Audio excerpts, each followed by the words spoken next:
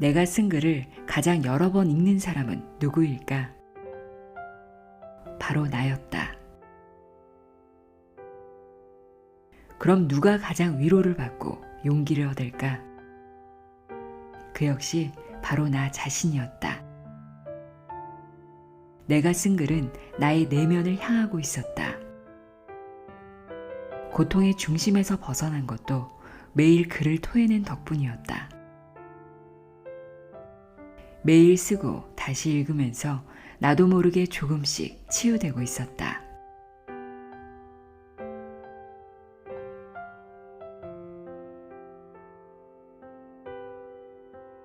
안녕하세요. 나의 소리책갈피 소리내어 읽다입니다. 마음의 치유와 성장을 위해 무엇을 하면 좋을까요? 하고 누군가 저에게 묻는다면 저는 첫 번째로 글을 써보라고 말해주고 싶어요. 글쓰기라고 하면 거창하게 생각하는 분들이 많은데요. 순간순간 떠오르는 생각이나 감정을 메모 형식으로 기록해두는 것도 좋고요. 매일 밤, 매일 아침 일기를 쓰거나 감사일기도 좋습니다. 블로그로 글쓰기를 시작하는 분들도 많으시죠? 글쓰기를 어렵게 생각할 것 없이 자신의 마음을 돌보는 시간, 습관으로 만들어 보세요. 이제 막 글쓰기를 시작했다면 누군가를 위한 글쓰기가 아닌 오직 나 자신을 위한 글을 써보세요. 나 자신과 대화하듯이 솔직하게 있는 그대로의 나 자신을 드러내고 쓰다 보면 오래도록 돌보지 않아 거칠어졌던 마음이, 상처나고 구멍나 있던 마음이 치유되고 있음을 느끼게 됩니다. 무엇보다도 나 자신을 객관적으로 바라볼 수 있게 되고 이해할 수 있게 됩니다. 이런 이유로 제가 글쓰기와 관련된 책들을 여러 번 소개해 드렸는데요. 오늘도 여러분이 글을 썼으면 하는 바람에서 글쓰기 책을 가져왔습니다. 저의 이 마음이 고스란히 담겨있는 책인데요. 유미 작가의 글쓰기의 진심입니다. 라는 책입니다. 글쓰기를 주저하고 있다면, 글쓰기가 어렵게 느껴진다면, 글쓰기로 내 마음을 돌보고 싶다면 이 책을 강력하게 추천합니다. 글쓰기의 진심입니다. 내용의 일부를 읽어드립니다.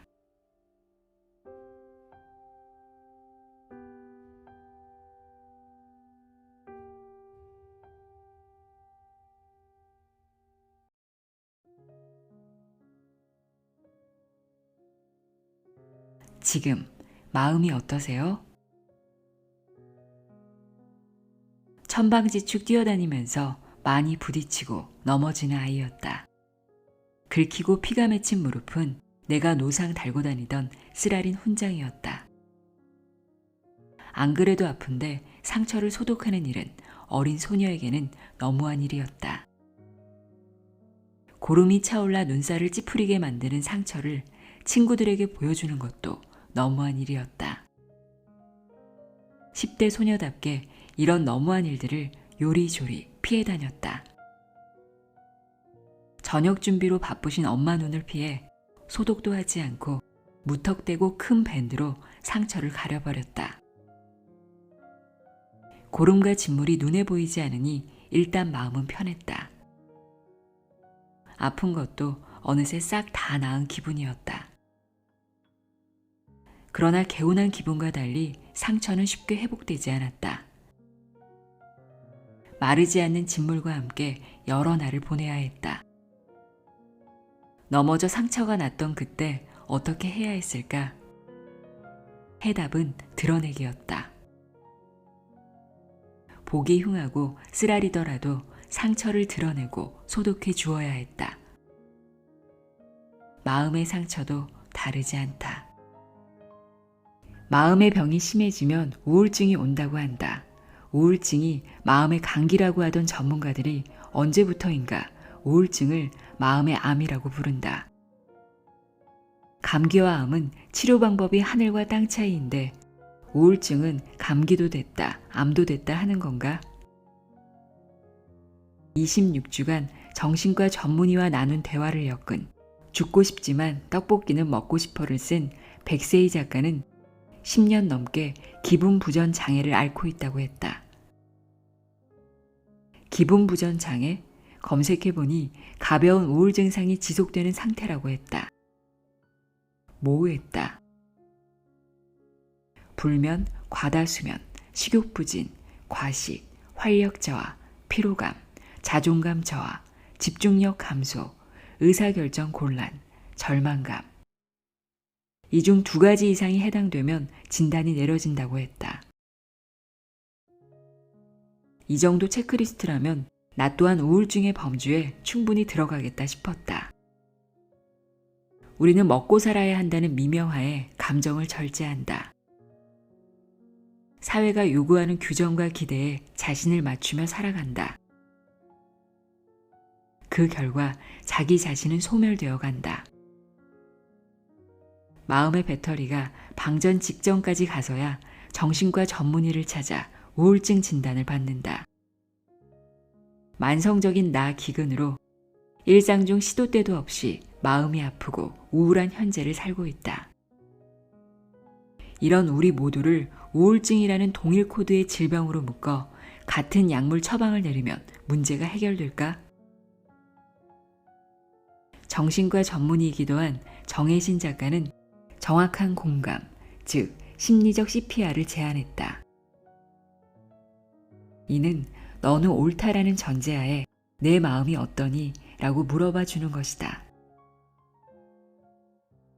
도대체 얼마나 힘들었는지 그 감정과 느낌에 초점을 맞추고 묻고 들어주는 것이다. 작가는 이것만이 분별 없는 약물 치료가 해결하지 못하는 현대인의 아픈 마음을 치유할 수 있다고 쓴소리를 하였다. 글쓰기는 내가 나에게 해주는 심리적 CPR이었다. 글을 쓰며 마음이 어떠니? 라고 스스로 묻고 들어주며 내 마음에 정확히 공감했다. 글쓰기를 통해 숨을 고르고 다시 발걸음을 떼었다. 삶의 모든 페이지가 행복으로 가득 찬 사람이 얼마나 될까? 아마 거의 없지 않을까? 고난, 시련, 고통, 불행 이런 것들은 우리의 삶에서 비중이 꽤 높은 조연이다. 내게 주어진 행복과 기쁨을 더 강렬하게 느껴지도록 만들어주는 조력자이기도 하다. 그렇다 해도 시련과 고통을 대면하는 일은 매번 고통스러웠다. 할 수만 있다면 회피하고 싶어 애써 멀리 달아나 보기도 했다. 하지만 이내 그럴 수 없다는 것을 깨달았다. 외면할 수 없다면 어떻게 해야 할까?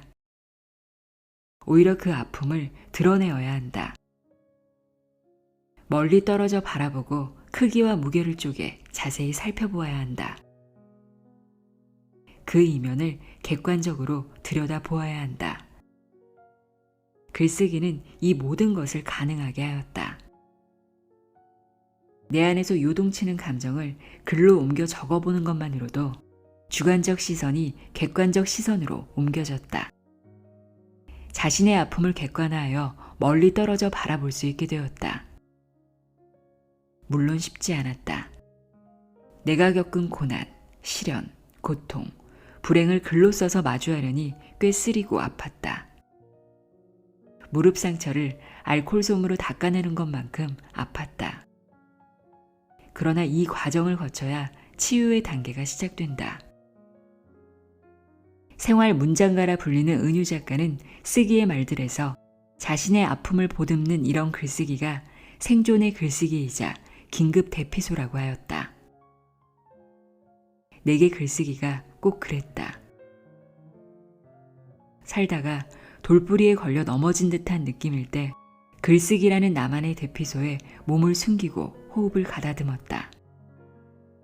아프고 쓰라렸지만 상처를 조금씩 드러내어 공기를 통하게 했다. 조심스럽게 소독해주듯 아픈 마음을 조금씩 담아 세상에 내놓았다. 모든 슬픔은 그것에 관해 이야기할 수 있다면 견뎌질 수 있다던 작가의 말이 겪어보니 살아보니 꼭 그랬다. 시험관 시술 후 0점대 피검 수치 결과를 받았던 그날 야수처럼 글을 쓰며 상처를 드러냈다. 아픈 경험이 담긴 글을 세상과 공유하니 상처가 아물고 새살이 돋았다. 나 자신은 소멸하거나 증발하지 않았다. 마음에 딱지 하나를 얻고 다시 내게 온 하루를 살았을 뿐이다. 글을 쓰고 싶다는 마음이 들었던 때가 언제였는지, 글쓰기가 필요하다고 느꼈던 순간이 언제였는지 돌아보았다. 기쁘고 행복할 때보다 힘들고 지칠 때 글을 쓰는 시간이 절실했다. 삶이 힘들고 고될수록 글쓰기가 필요했고 유익했다.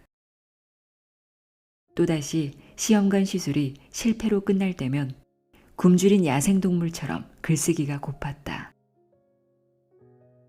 누군가 불러주는 글을 받아 쓰는 것처럼 쉼없이 키보드를 두드렸다. 생각해보니 그런 날에는 글이 정말 잘 써졌다. 완성도가 높다거나 표현력이 좋다는 의미의 잘이 아닌 막힘없이 술술 써졌다는 의미의 잘이다.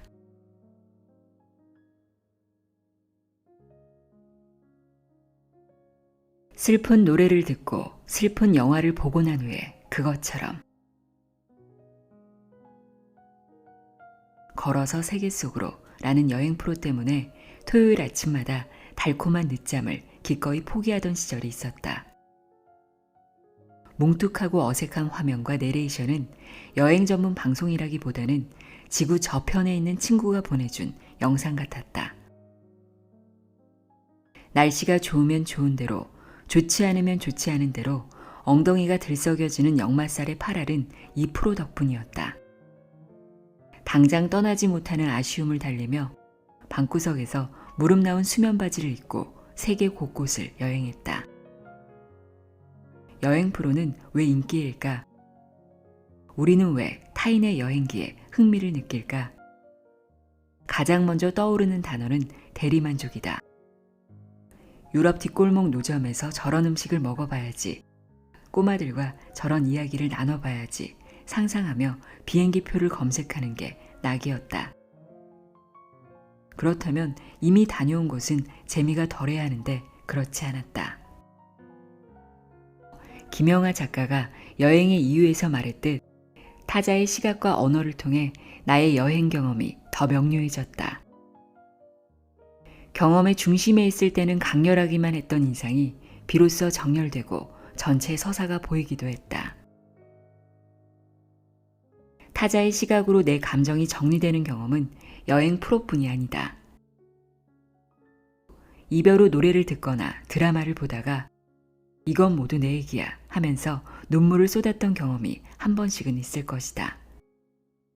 내 마음을 들여다보고 쓴 것만 같은 가사나 대사 덕분에 당시에는 미처 몰랐던 모호했던 감정을 알게 되어 속 시원했던 경험. 그 시작은 모두 글이다. 공감되는 가사나 대사는 두고두고 기억에 남는다. 누군가가 쓴 이런 글 덕분에 우리는 위로를 받기도 하고 힘을 얻기도 한다. 몇 해 전 눈물 콧물 쏟으며 보았던 드라마 눈이 부시게 속 대사가 내게는 그랬다. 매회 마음을 후벼파며 감동을 주었다. 특히 주인공 김혜자 배우의 마지막 대사는 오랫동안 내 안에 남아 나를 위로하고 힘을 주었다. 드라마가 끝나고 잊고 지내던 주인공의 마지막 독백을 회사 화장실에서 다시 만났다. 칫솔을 입에 문 채 벽에 붙은 글을 멍하니 다시 읽어보았다. 내 삶은 때로는 불행했고 때로는 행복했습니다. 삶이 하나의 꿈에 불과하다지만 그럼에도 살아서 좋았습니다. 새벽에 쨍한 차가운 공기, 꽃이 피기 전 달큰한 바람, 해질 무렵 노을의 냄새. 어느 하루 눈부시지 않은 날이 없었습니다. 지금 삶이 힘든 당신, 이 세상에 태어난 이상 당신은 이 모든 걸 누릴 자격이 있습니다. 대단하지 않은 하루가 지나고 또 별거 아닌 하루가 온다 해도 인생은 살 가치가 있습니다. 후회만 가득한 과거와 불안하기만 한 미래 때문에 지금을 망치지 마세요. 오늘을 살아가세요. 눈이 부시게 당신은 그럴 자격이 있습니다. 누군가의 엄마였고, 누이였고, 딸이었고, 그리고 나였을 그대들에게. 그쯤 업무와 인간관계 등으로 많이 지쳐 있었다. 그래서였을까? 알고 있던 글인데도 한 글자 한 글자 새삼스레 다가왔고 가슴이 먹먹해졌다. 내게 행복하고 눈부신 하루를 살아갈 자격이 있음을 잠시 잊고 있었구나 싶었다. 양치를 하다 말고 울컥해 거품난 치약을 삼킬 뻔했다. 고개를 도리도리 흔들어 마음을 진정시킨 후 생각해보니 이게 글의 힘이고 역할이구나 싶었다. 난임 휴직과 동시에 시작되었던 글쓰기는 책쓰기로 이어졌다. 처음 책쓰기 모임을 찾았을 때 막연하게 누군가를 돕고 싶었다. 나처럼 힘들고 아픈 누군가에게 따뜻한 손을 내밀어주고 싶었다.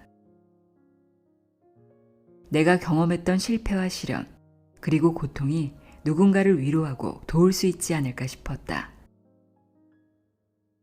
쓰는 삶을 시작한 이후로 줄곧 생각했다. 실패를 두려워하지 말고 실패를 드러내는 것은 더 두려워하지 말기를. 패배자의 기록도 정성껏 남길 수 있기를. 나의 실패는 누군가의 성공을 위한 밑거름이 되고 누군가의 내일을 위한 위로가 되리라고 믿는다. 그런 마음으로 오늘도 정성껏 쓴다. 아니다. 내 아픔과 고통과 시련을 솔직하게 담은 내 글이 큰 위로가 되지 못하더라도 그저 누군가에게 개운함을 선사할 수 있다면 좋겠다. 슬픈 노래를 듣고 슬픈 영화를 보고 난 후 느껴지는 그것처럼 말이다.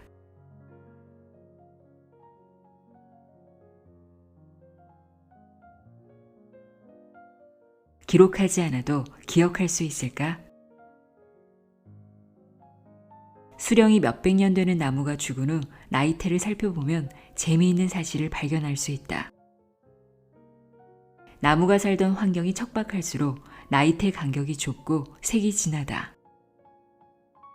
살아내는 동안 겪어낸 모든 풍파를 나이테에 기록해둔 셈이다. 사람은 어떨까? 영화 메멘토의 주인공 레너드처럼 온몸에 문신으로 새기자니 섬뜩했다. 그럼 어디에 기록해둬야 할까? 우선 뇌를 이용해 기억할 수 있다. 인간은 사냥감이 자주 보이는 지역을 기억해 식량을 얻었고 맹수가 출몰하는 지역을 기억해 자신을 지키며 살아왔다. 원시시대에는 두뇌와 유전자만으로 충분했다. 정보가 증가하는 속도가 뇌의 발전 속도를 앞지르기 시작하면서 문제가 발생했다. 내 몸에 모두 수용할 수 없으니 몸 밖에 저장해 두어야 했다. 이것이 도서관의 시작이었다. 20세기 천문학 연구와 과학 대중화에 크게 기여한 천문학자 칼 세이건 작가는 코스머스에서 도서관, 책, 그리고 글쓰기를 각각 다음과 같이 표현했다. 도서관은 인간이 신체 외부에 만들어둔 뇌, 책은 수세기 동안 싹을 틔우지 않고 동면하다가 가장 척박한 토양에서도 갑자기 찬란한 꽃을 피워내는 씨앗. 글을 쓰는 것은 인간의 가장 위대한 발명이며 먼 과거에 살던 시민과 오늘을 사는 우리를 하나로 이어주는 것. 선조들이 남긴 글을 통해 후대의 우리는 그들을 이해한다. 또 우리가 남긴 글을 통해 미래의 후손들은 우리를 이해할 것이다. 과연 타임머신을 능가하는 위대한 발명이라 할 만하다. 우리가 배우는 역사는 과거 누군가가 열심히 기록한 결과이다. 기록한 것만이 기억될 수 있다. 상품 기획 업무를 17년 동안 했다. 좋은 기획을 위해선 관찰과 경험을 통해 폭넓게 살펴보고 많은 정보를 취합해야 한다. 취합한 정보는 기록해 두어야 다음 단계인 정리가 가능하다. 우리가 경험하는 모든 순간은 연속적이다. 모든 행위가 시간의 흐름과 함께 흘러가 버린다. 업무뿐만 아니라 일상생활에서도 기록되지 않은 사실은 기억되기 어렵다. 순간의 기억은 과거의 기억이 되고 이는 곧 사라진다는 말을 요즘 제대로 실감하고 있다. 거듭된 수면 마취가 남긴 후유증 때문이라 주장했지만 실은 관심 또는 정리력 부족이 더 큰 이유 같다. 어쩌면 노화도.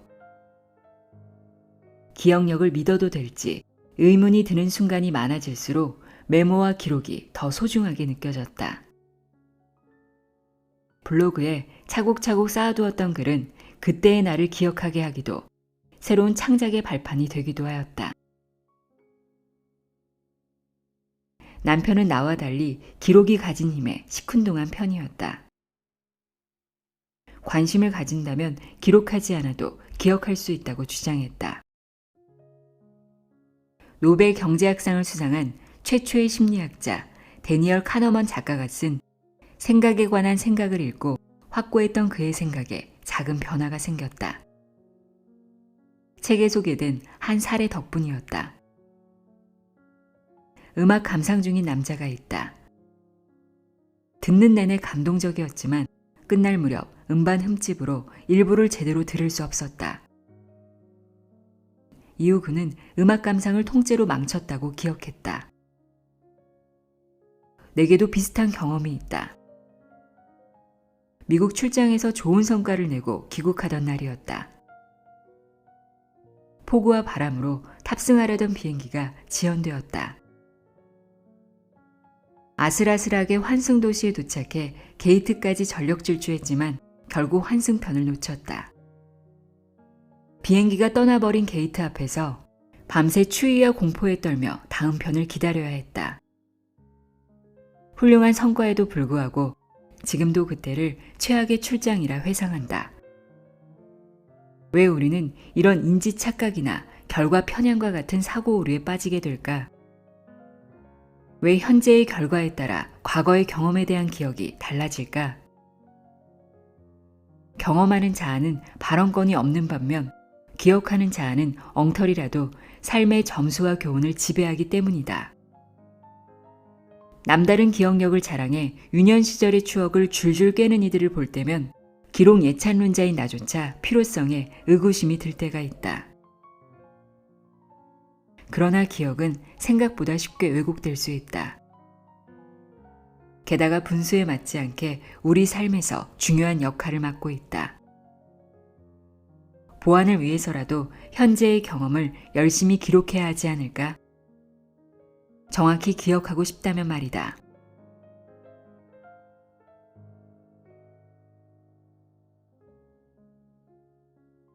세상에서 가장 행복한 사람은? 미국 미주리주 캔자스시티의 아주 작은 시골 마을에서 시작된 프로젝트가 있다. 미국을 넘어 전 세계로 퍼져나가 106개국 1000만 명이 참여했던 불평 제로라는 프로젝트이다. 참여하는 방법은 매우 간단했다. 변화를 상징하는 보라색 고무밴드를 한쪽 손목에 차고 있다가 불평이나 불만이 터져나올 때마다 다른 쪽으로 옮겨주기를 21일 동안 이어가는 것이다. 책 불평 없이 살아보기에 소개된 이 프로젝트가 제안하는 지침대로 단 하루만 실천해 보아도 깨닫게 된다. 자신이 생각보다 훨씬 많은 불평과 불만을 토로하며 살아가고 있다는 것을 말이다. 날씨는 우중충하고 몸이 찌뿌둥하기만 했다.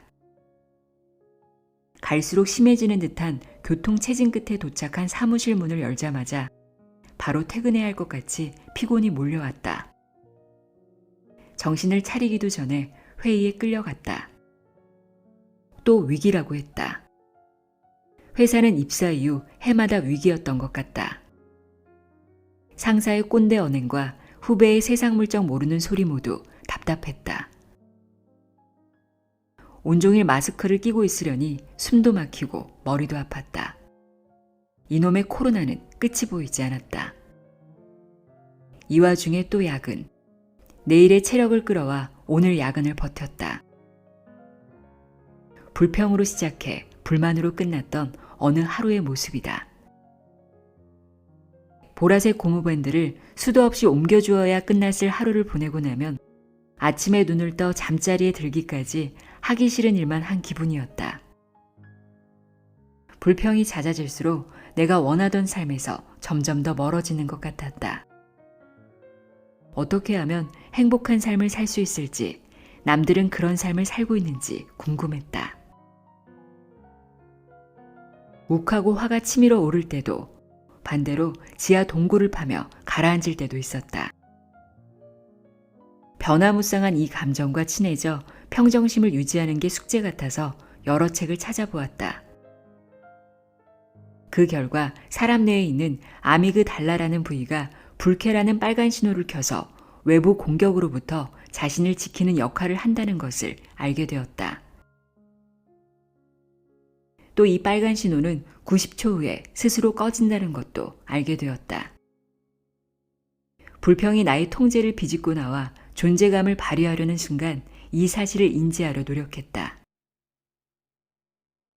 실패할 때가 더 많았지만 간혹 성공한 날에는 편도체의 적색 경보가 켜진 것을 인식하는 것만으로도 요동치는 감정을 잠시 멈출 수 있었다. 감정 기복으로부터 조금은 자유로울 수 있었다. 교통사고가 크게 났지만 살아있으니 감사하다. 암 진단을 받았지만 치료가 비교적 용이한 갑상선암이라 감사하다. 또 다른 가족이 아닌 내가 아파서 감사하다. 이는 내가 감사의 달인이라 꼽는 리본의 저자 홍사라 작가가 직접 썼던 감사일기 중 일부이다. 교통사고와 암처럼 위중한 순간에도 감사한 부분을 찾아내다니 모든 일에 감사하는 태도가 몸에 배었기에 가능한 일일 것이다. 누군가는 그저 자기 만족을 위한 정신 승리일 뿐이지 않냐며 비아냥거릴 수도 있다. 그렇게 생각할 수도 있겠지만 의도적으로 감사한 순간 찾기를 지속해보니 내게 찾아온 변화를 자각할 수 있었다. 불만이 차오르는 순간에도 감사한 부분은 없었나 생각해 볼 수 있었고 불평하는 습관이 줄어드는 선순환이 일어났다. 행복은 언제나 감사의 문으로 들어와서 불평의 문으로 나간다 라는 서양 속담이 있다. 불평하지 않기와 감사하기가 함께 필요한 이유이다. 2019년 10월부터 감사일기를 써왔다. 중간에 빠진 날도 덜어 있었지만 다행히 멈추지 않고 지속하고 있다. 심리학, 의학, 뇌과학 등 다양한 분야에서 진행한 연구에 따르면 감사의 효과는 다양하다. 뇌 혈류량 증가, 스트레스 완화, 엔도르핀과 같은 행복 호르몬 분비, 심장 박동과 혈압 안정, 근육 이완 등 나열하자면 한도 끝도 없다. 내가 이런 거창한 효과를 기대하며 시작했을까? 당연히 그렇지 않았다. 그저 내 안에 뾰족하게 돋은 가시가 조금 무뎌지기를 바라는 마음이었다. 조금 더 솔직히 말하자면 별 생각이 없었다. 한번 해볼까 하는 마음에 그냥 시작했다. 난임 휴직을 하고 임신 준비에 초점을 맞추고 지내는 일상은 어제가 오늘 같고 오늘이 내일 같은 그런 날들이었다. 주위 대부분이 워킹맘이었기 때문에 평일 낮에 함께 보낼 만한 지인도 거의 없었다. 시험관 시술 준비가 시작되면 움직임을 최소화하려 노력했기 때문에 생활 반경은 극도로 제한적이었다. 교류하는 사람도 남편과 친정 부모님이 전부였다. 그런 하루를 돌아보며 감사했던 순간을 찾아내는 일은 꽤 어려웠다. 매번 또 무엇으로 감사일기 새 꼭지를 채워야 하나 걱정이 앞섰다. 그런데 참 희한했다. 일단 쓰기 시작하면 이것저것 감사한 일이 떠올랐다. 미세먼지 없는 맑은 하늘도, 시들어가던 식물이 다시 생기를 찾은 것도, 평소보다 소화가 잘 된 것도 감사했다. 호르몬 주사 때문에 낮에는 졸리고 밤에는 잠이 오지 않아 뒤척였던 날에는 그 덕에 고요한 새벽에 집중하여 책을 읽을 수 있었으니 감사하다며 일기를 썼다. 열심히 감사했던 순간을 찾다 보니 신기한 일도 덜어 있었다. 하루는 손이 미끄러웠는지 그릇을 떨어뜨려 와장창 깨트렸다. 평소 같으면 조심하지 못했던 자신을 자책하거나 깨진 그릇 조각을 치워야 하는 귀찮은 상황에 짜증이 났을 게 분명했다. 감사일기를 쓰고 있다고 이런 부정적인 생각이 사라지지는 않았다. 다만 시간이 좀 걸리긴 해도 부정적인 생각 너머까지 헤아려 볼 수 있게 되었다. 비록 아끼던 그릇이 깨졌지만 그래도 다치지 않아 다행이고 감사하지 않은가? 라고 생각할 수 있게 되었다. 모르는 사이 조금씩 마음에 자리 잡은 감사 근육 덕분이다. 이렇게 일기를 쓰고 나면 안전하다는 느낌을 받았다. 행복은 시대와 장소를 뛰어넘어 우리 모두의 영원한 화두 중 하나이다. 소크라테스와 함께 그리스 철학의 전성기를 이룩한 인물로 알려진 아리스토텔레스는 행복은 감사하는 사람의 것이다 라고 말했다. 짧지만 강력하다. 또 인도의 시인 라빈드 라나드 타고르는 감사의 분량이 곧 행복의 분량이다 라고 하였다. 유대인 경전인 탈무드에서는 세상에서 가장 행복한 사람은 감사하는 사람이라고 전했다. 남부럽지 않을 만큼 소유하고 이루었지만 마음이 지옥이라는 이들을 볼 때마다 진정한 행복이 무엇인지 생각해 보게 된다. 안전하고 평온하다는 느낌도 행복을 구성하는 한 부분이라면 감사일기를 쓰면서 행복을 얻었다. 감사일기를 쓰기만 해도 하루가 변하고 삶이 달라질 수 있다는 말이 절대 과하지 않았다. 일기장에 쌓인 이런 순간순간이 내게 안온한 행복을 선물해 주었다. 행복한 삶에 이르는 길은 재화의 양이나 권력의 높이가 아니라 감사하는 마음을 얼마나 가졌느냐에 있지 않을까? 감사한 순간을 기록해온 지난 시간은 단순한 감사일기를 뛰어넘어 행복일기를 썼던 셈이다.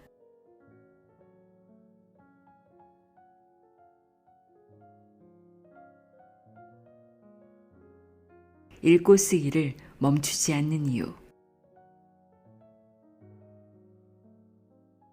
아흔이 다 되어가시는 외할아버지는 50년 가까이 공인중개사 일을 해오다 몇 해 전 지역 재개발로 어쩔 수 없이 부동산을 퇴직하셨다. 귀가 어두워지신 이후에도 보청기를 사용해가며 그 자리를 묵묵히 지키셨고 오랜 세월 안성사 할아버지로 불리며 소통의 중심에 계셨다. 부부 사이나 이웃 간에 언쟁을 벌이다 외할아버지를 찾아와 화해하고 돌아가는 이들이 수두룩했다. 화를 가슴에 가득 채운 채 문지방을 넘은 그들은 공적이며 한편으로 사적인 안성사에서 말씀이 없는 편이셨던 외할아버지께 집에서는 하지 못했던 이야기를 털어놓았다. 그러다 저절로 화해를 하고는 맑게진 얼굴로 감사 인사를 드리고 돌아갔다. 동생과 내 친구들 사이에서 안성사 할아버지는 한여름 더위를 식혀줄 시원한 아이스크림을 사 먹을 수 있게 용돈을 주는 분이셨다. 친구들은 놀이터에서 신나게 놀다가도 목이 마르면 안성사에 가자며 우리 남매를 부추겼다. 그러면 못 이기는 척 친구들을 꼬리에 주렁주렁 단 채 뛰어가 할아버지 500원만 주시면 안 돼요? 라고 할딱이는 숨 사이에 속뜻을 건넸다. 숨바꼭질 놀이를 할 때면 부동산 안에 딸린 작은 방에 숨어들기도 했다. 친구들이 끝내 나를 찾지 못하고 어두워지면 시시해져 입술을 뾰로통하게 내민 채 외할아버지와 함께 퇴근했다. 외할머니께서 해주신 손맛 가득한 저녁을 먹고 집으로 돌아갈 때면 외할아버지께서는 다시 뒷짐을 지시고 나를 집까지 바래다 주셨다.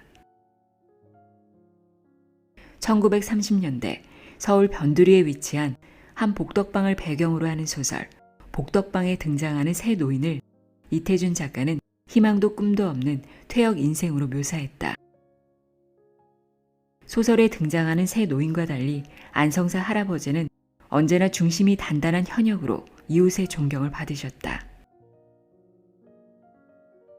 동네 소통의 중심인 마을 어르신, 용돈 잘 주시고 늘 집까지 바래다 주시던 손자 손녀 바보 할아버지 말고 외할아버지의 진짜 역할은 서류를 읽고 집을 소개하고 계약서를 쓰는 부동산 업무였다. 이 본캐 역할을 해내기 위해 매일 동네 이곳저곳을 누비셨다. 무언가가 습관이 되면 그것이 일상의 한 부분이 되기도 한다. 집을 소개하기 위해 매일 걸으신 덕분에 걷기는 습관을 넘어 외할아버지의 일상이 되었다. 이제 안성사 부동산은 없지만 안성사 할아버지는 새로 터를 잡으신 동네에서도 매일 걷고 계신다. 한 손에는 약수를 담기 위한 물통을 드신 채 1년이라는 짧은 휴직에 불과했지만 직함이 사라지니 그간 쌓은 시간이 부정당하고 무의미해진 느낌을 받았다. 은퇴 후 이름 뒤에 붙은 타이틀이 사라지면 자신의 존재가 사라지는 듯한 상실감에 우울증 증상을 호소하는 이들이 많다고 한다. 외할아버지도 부동산을 정리하신 후 비슷한 공허함을 느끼셨으리라 생각한다. 부정적인 생각은 꼬리에 꼬리를 물다 결국 그 안에 자신을 가둬버리기도 한다.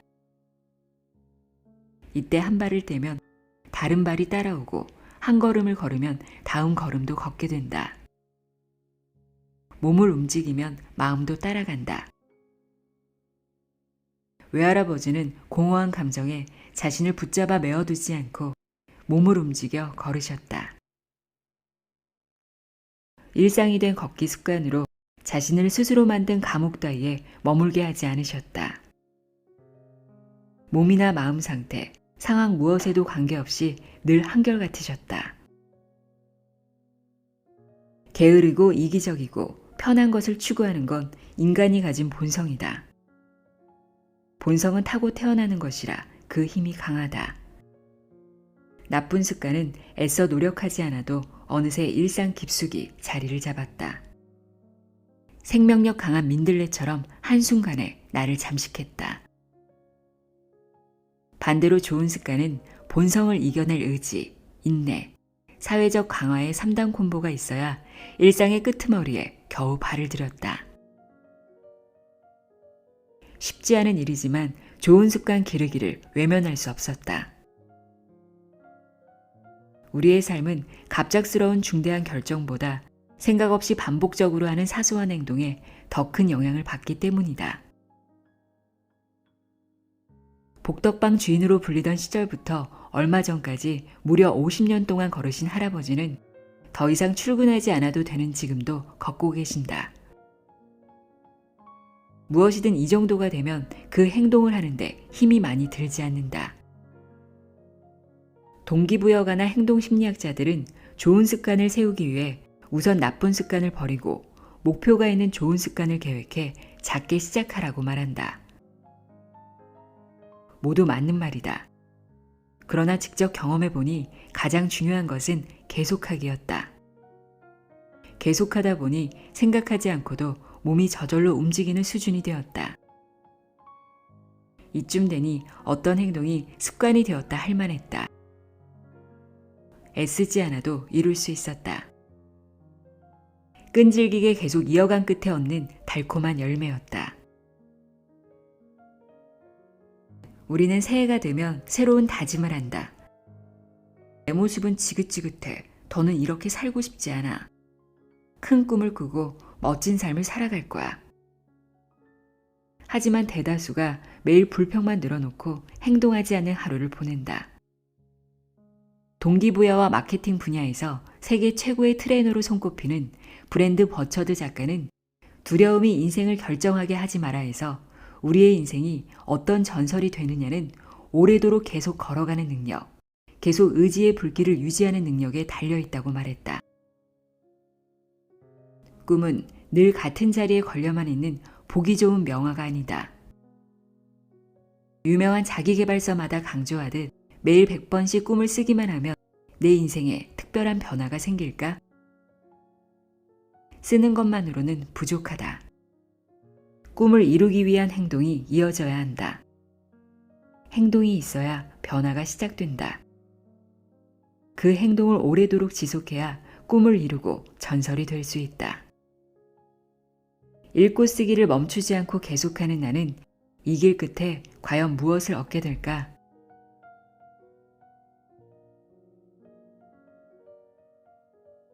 나의 소리책갈피 소리내어 읽다였습니다.